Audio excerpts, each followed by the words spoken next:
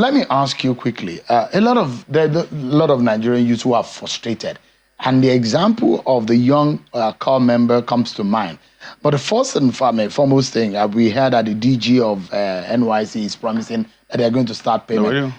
When is this payment? It's supposed to have started being paid since end of January or February. But what is delaying the new payment structure? You know, and I've explained this several times. Some people said, I always said it is a process, it is a process. And it's seriously a process. It's a government line that there's no how you can do a corner piece to do it. It was not in the budget when the president announced it. And some agency parastatals, you will need your salary to be in the budget before it is being done or it is being paid. Before anybody can approve anything, you must have a budgetary allocation for it. So the budgetary allocation has been done now. We are done with the process. And it has been approved. It has been signed.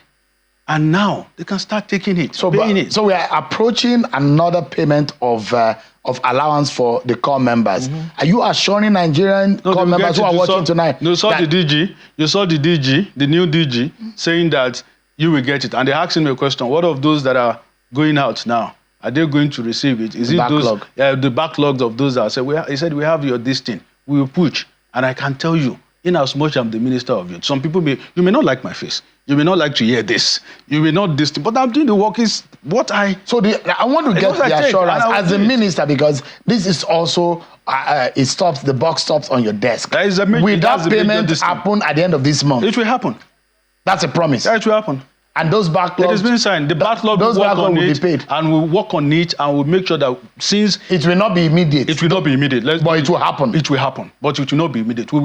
Myself and the DG, we've had a discussion on this. We've moved to the quarters that we need to move to. We've had a long of this thing of it. We put up our documents and everything. I've been on this for a very long time, and I'm doing it, and it's going to work out. Now, let me ask you, why is the young lady, the core member, who called out the president on social media being threatened? Nobody threatened her. Actually, for me. Did you see the communication? For me. About her going to face some disciplinary process? For me, let me tell you this. I also don't want to discuss this.